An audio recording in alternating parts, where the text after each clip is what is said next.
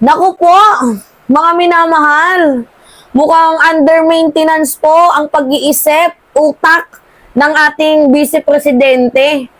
Ay, sumakit na naman po yung ulo ko dito kay Sara Duterte. Inabutan na naman po siya ng pangurason, kung sa Bisaya pa, mga minamahal. Inabutan na naman po ng oras itong si Sara Duterte.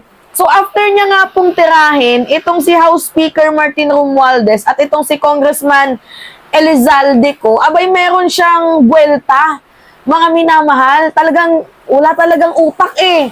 Hindi ko makitaan mga minamahal kung ginagamit niya ba yung intelligence niya, yung emotional intelligence niya. Hindi ko makita kasi puro kayabangan po ang aking nakikita ngayon sa ating Vice Presidente. So ngayon, ito yung sabi niya, mga minamahal, handa kami.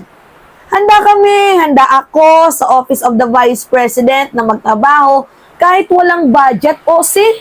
Anong kayabangan na naman to, VP? Actually, mga minamahal, at some point, agree naman sana ako na magkaroon, what if, di ba, zero budget itong Office of the Vice President. Pero iniisip ko din, sa kabilang banda, yung mga legit na nagtatrabaho sa OVP, madadamay po sa ginawang kayabangan ni Sara Duterte. Hindi mo man lang ba naisip yung mga totoong nagtatrabaho dyan sa OVP, yung mga empleyado dyan, na what if hindi ka bigyan ng budget? Para sa akin, much better na lang natapyasan yung budget niya. Pero yung zero, mukhang hindi ako papabor kasi kawawa naman yung mga totoong tao na nagtatrabaho dyan mismo sa Office of the Vice President. Sinaalang-alang ko yung mga taong yun para sa'yo. At besides, sa sinabi niya na handa naman daw siyang magtrabaho kahit maliit lamang po. I mean, kahit walang budget. Yun naman pala eh. Kaya mo naman palang magtrabaho kahit walang budget. Bakit ang laki-laki ng hinihingi mo? At umaabot pa sa 2 bilyon. Kaya mo naman palang magtrabaho ng walang budget, ng zero budget eh. Bakit ka nagmamaktol? Nung tinatanong ka kung saan mo gagamitin yung budget, kung paano mo i-justify yan, bakit ka nagmamaktol, VP? I'm just asking, ano yung ganyang pag-uugali mo? Yan po yung hindi ko talaga matanggap sa ating OVP ngayon. Talagang literal na bratinele, no? So ngayon, dagdag niya pa, sabi niya, maliit lang naman daw yung opisina namin. Maliit lang yung operation namin, kaya kayang-kaya namin magtrabaho kahit walang budget. Alam na namin na parte yan ng pag-atake. Ang hirap mo talagang ipaglaban, VP. Simple lang naman ang gusto na mangyari doon sa budget hearing. Tinatanong ka, i-justify mo kung saan mo gagamitin yung pera. Bakit ganito kalaki yung perang hinihingi mo? Napakasimple lang yun, mga minamahal, kung talagang alam niya kung saan niya gagamitin ang pera. Kaya nga lang sa nakikita natin, mga minamahal, ekis itong si Vice President Sara Duterte dahil, di ba nakita nyo, umabsent, mga minamahal, doon sa hearing kasi, para sa akin una, siguro umabsent siya kasi hindi niya kayang i-justify kung saan niya gagamitin yung pondo, ano yung paglalaanan ng budget niya. Hindi niya kayang i-justify yung mga minamahal.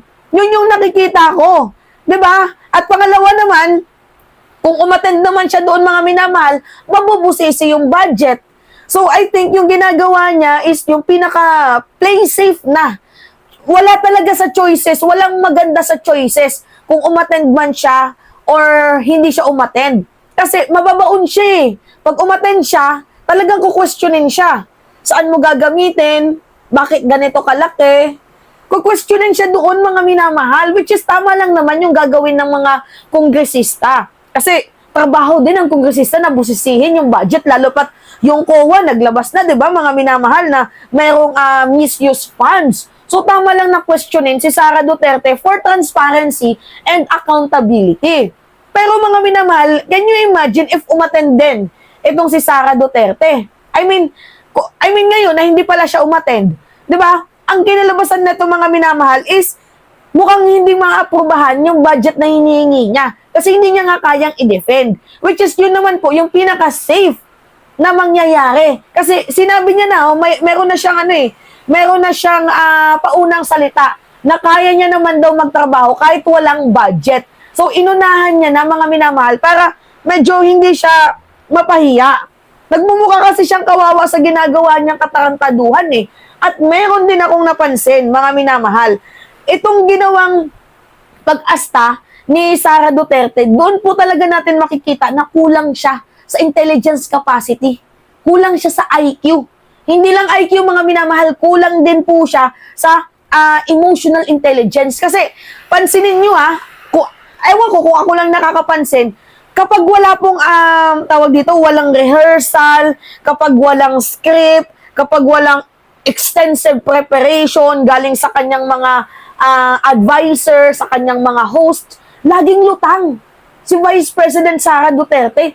Pansin nyo yun, mga minamahal? Oo, kaya nga, napaisip ako siguro, kaya hindi to umaattend ng mga debate, no? Kasi yun yung pinaka-weakness niya.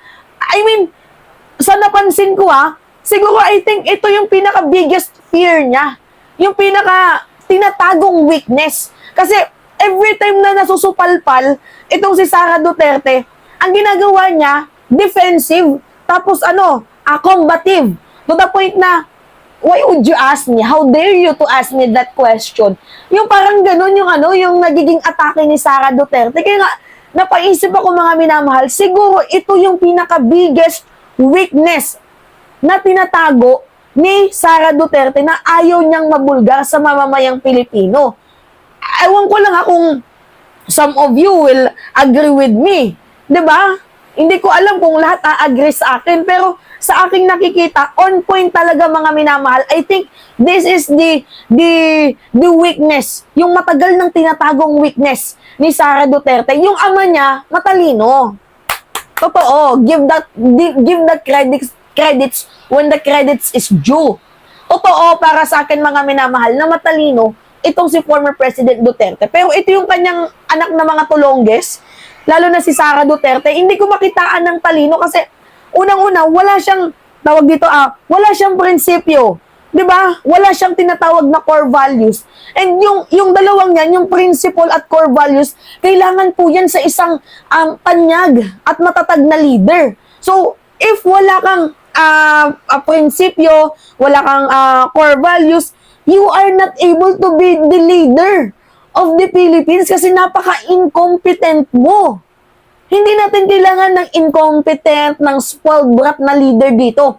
Ang kailangan natin, matalino at may puso para sa mamamayang Pilipino. Kasi hindi naman lahat nakatutok sa, bigyan kita ng pagkain, tinulungan kita. Hindi naman about sa pagkain lang yung problema ng bayan. Hindi lang naman about sa kahirapan yung problema ng bayan. Ang daming problema ng ating bayan. And yet, itong si Sara Duterte, masyadong inuuna yung kanyang sarili. Ay, mga minamahal. Kaya nga sabi ko, yung sinabi niya ngayon, isa na naman po itong kayabangan. May pagkasinto-sinto talaga itong si Sara Duterte, no? O ngayon, what if hindi ka bigyan ng budget? Pinahamak mo pa yung mga nagtatrabaho dyan sa OVP. Okay lang kung ikaw yung mapahamak, pero yung idadamay mo yung iba? Diyos ko naman, Sara, sana nag-iisip ka. Minsan ka na nga lang mag-isip eh. Hindi pa talaga pinag-iisipan. Ganyan ka ba talaga, VP? Mga minamahal, I cannot take this anymore. Itong asta ng ating Vice Presidente, hindi ko siya mag-gets. She may not like how she may not like how I describe herself. Siguro, she may not like how I comment about her. 'Di ba? Pero mga minamahal, I'm just stating the fact na wala X itong si Sara Duterte. Kaya kailangan si Sara Duterte mag-aral eh. Mag-aral ka ulit kasi kahit kung ako lang din naman si Congressman Elizalde ko, papabura ko sa sinabi niya na abogado ka pa man din, pero mukhang hindi mo na pag-aralan kung paano irespeto yung check and balance, yung Congress, yung Senate. Diba? Wala ba yun sa bokabularyo? Yung law? yung regulation. Diyos ko naman. Ang hirap mong ipaglaban Sara Duterte. And I don't know why some people keep supporting you even na you are so disgusting. Sa totoo lang. Anyway, yun po mga minamahal. So it's me again, si Mima Alicia nyo at nagbabalik ulit para sa ating panibagong video.